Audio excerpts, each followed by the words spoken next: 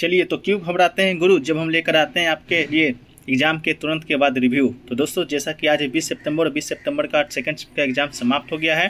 तो आज की इस वीडियो में 20 सितंबर सेकंड में क्या क्या छपा है उन सभी प्रश्नों को देखेंगे और क्या क्या छप सकता है ये भी देखेंगे। तो चलिए वीडियो को शुरू करते हैं। इससे पहले अगर इसका PDF आपको प्राप्त करना हो तो आप हमें व्हाट्सएप नंबर पर संपर्क कीजिएगा। इसके अलावा इसका जो PDF है आप टेलीग्राम ग्रुप से भी प्राप्त कर सकते हैं। लिंक डिस्क्रिप्शन बॉक्स में दिया रहेगा। हालांकि पूरा क्वेश्चन इसमें नहीं रहता है, तो आपको टेलीग्राम में आपको पूरा क्वेश्चन भेज दिया जाता है। और चलिए वीडियो को शुरू करते हैं। इससे पहले आप चैनल पर नए हैं तो चैनल को एक बार सब्सक्राइब कर लीजिए और नोटिफिकेशन बेल को भी ऑन कर लीजिएगा, ठीक है। तो पहला जो क्वेश्चन पूछा गया था आपका भाषा से कि गालो भाषा किस राज्य में बोली जाती है। तो गालो भाषा की बात करें या गालो भारत के अरुणाचल प्रदेश के कुछ राज्य में बोली जाने वाली एक तानी भाषा परिवार की भाषा है और इसे आदि समुदाय के गालो समुदाय के लोग मातृभाषा के रूप में बोलते हैं। तो जो गालो भाषा है आपका अरुणाचल प्रदेश में बोला जाता है। तो बिल्कुल आपका राइट आंसर था।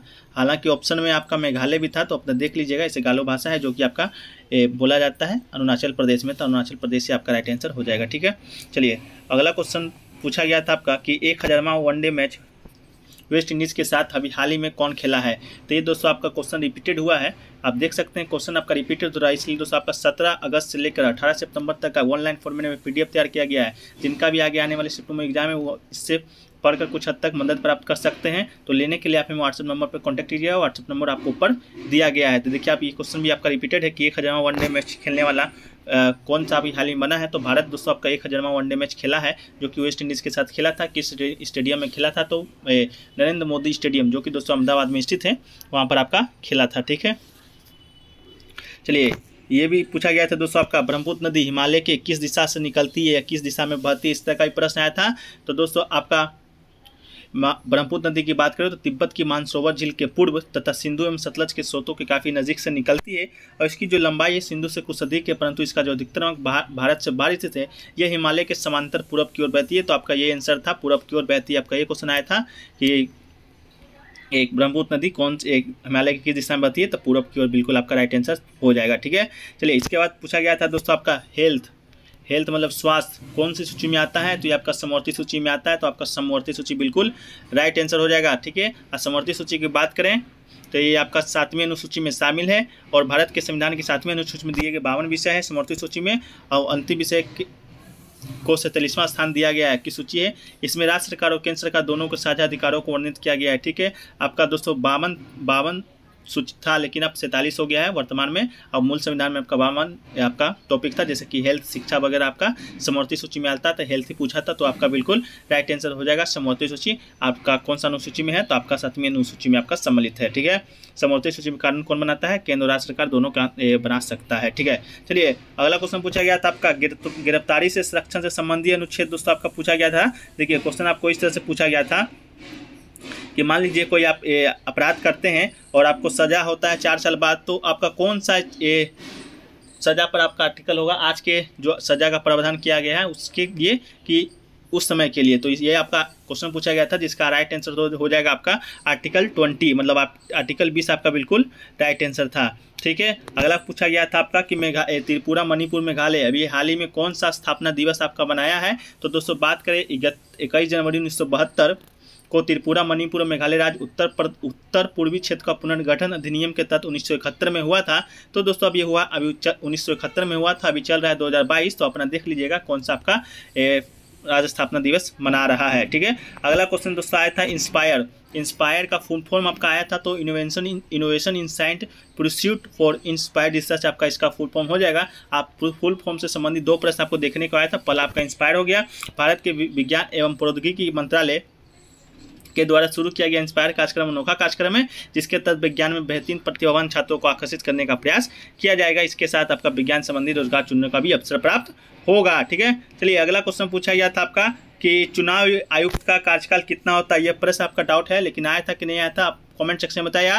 लेकिन दोस्तों चुनाव आयुक्त के कार्यकाल की बात करें तो दोस्तों मुख्य चुनाव आयुक्त के कार्यकाल के संबंध में 6 वर्ष की अवधि की गणना उस तिथि से की जाएगी जिस दिन वो पद आपका ग्रहण कर लेगा। 6 वर्ष या 65 वर्ष जो सबसे पहले पूरा कर लेगा चुनाव आयुक्त का जो कार्यकाल है आपका वहीं पर समाप्त हो जाएगा, ठीक है।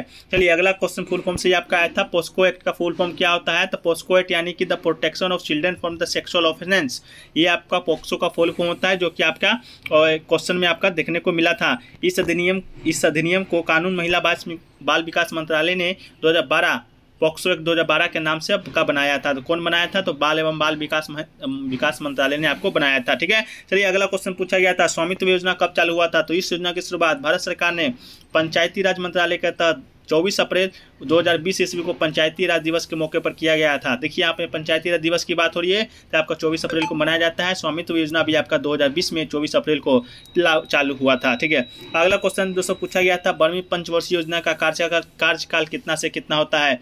तो दोस्तों बात करें 12वीं पंचवर्षीय योजना का, तो ये भारत की राष्ट्रीय योजना है जो प्रधानमंत्री की अध्यक्षता में योजना आयोग के द्वारा विकसित और कार्यान्वित होती है।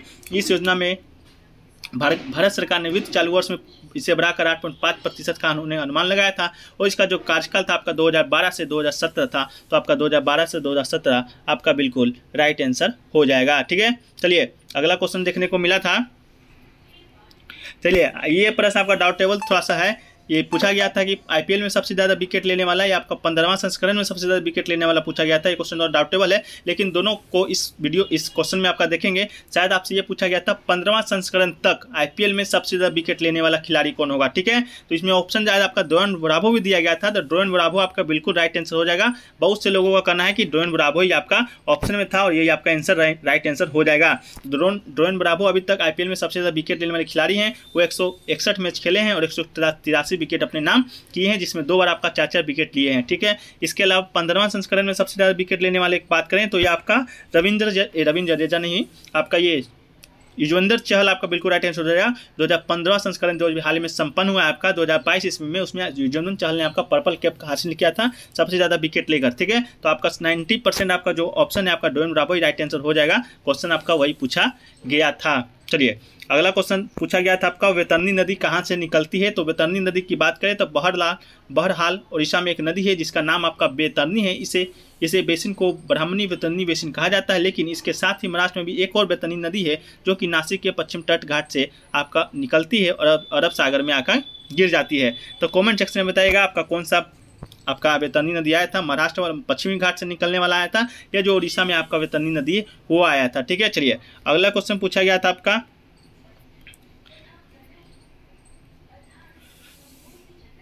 ये भारत का अंतिम वायसराय कौन है? आपका ये प्रश्न आया था। ठीक है ना, तो लॉर्ड माउंटबेटन भारत का अंतिम वायसराय था जिन्होंने भारत पाकिस्तान के स्वतंत्र राज्य के निर्माण की देखरेख की थी। ये ब्रिटिश रॉयल के नेवी एक अधिकारी थे जो कि भारत के अंतिम वायसराय और स्वतंत्र भारत के प्रथम गवर्नर जनरल थे। ठीक है, कौन है? Lord Mountbatten. एक बात और, स्वतंत्र भारत के प्रथम गवर्नर जनरल की बात होगा, स्वतंत्र भारत की प्रथम गवर्नर जनरल आपका इसमें भारतीय पूछेगा तो आपका ये हो जाएगा राइट आंसर, राजगोपालाचारी बिल्कुल आपका राइट आंसर हो जाएगा। क्वेश्चन आपका पूछा गया था, भारत में कौन सा जो मिट्टी है सबसे ज़्यादा पाई जाती है? तो भारत में अधिक क्षेत्रफल में पाई जाने वाली जलोढ़ मिट्टी है दोस्तों, जो कि आपका लगभग 45%, आप यहाँ पर देख सकते हैं 43.4% के भाग पर आपका पाई जाता है जलोढ़ मिट्टी। भारत के कुल क्षेत्रफल का लगभग आपका 43.4% आपका राइट आंसर हो जाएगा। आपका सबसे ज़्यादा मिट्टी कौन सा है? तो जलोढ़ मिट्टी आपका बिल्कुल राइट आंसर हो जाएगा। ठीक है,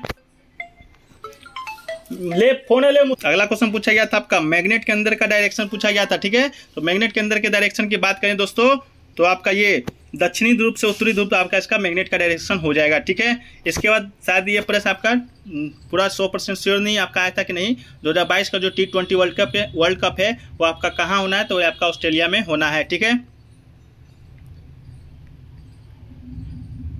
ठीक है, आप देख लीजिएगा ये आया था कि नहीं, तो आपका फैक्ट के तौर पे याद रखिएगा। ये प्रश्न आपका आया था कि अगस्त प्रस्ताव कब लागू आया था? तो अगस्त प्रस्ताव की बात करें तो अगस्त 1940 ईस्वी में वायसराय कौन थे? लिंथको के द्वारा आपका आया था, जिसमें प्रस्ताव में दिया गया था प्रभुत्व का दर्जा, वायसराय की कार्यकारी परिषद का विस्तार, जिसमें अधिकांश भारतीय होंगे। युद्ध के बाद एक घटक विधानसभा की स्थापना होगी जहाँ से मुख्य रूप से आपका भारतीय संविधान को फैसला करेंगे। ये आपका आया था अगस्त प्रस्ताव कब? 1940 में आपका राइट आंसर हो जाएगा। इसके अलावा आप ये देख लीजिएगा आया था कि नहीं, गंगा नदी को बांग्लादेश में क्या बोला जाता है? तो ये आपका पद्मा बोला जाता है। ये सब क्वेश्चन आपका डाउटेबल है तो आप कमेंट सेक्शन में बताइएगा। ठीक है, चलिए अगला क्वेश्चन शायद आपसे पूछा गया था,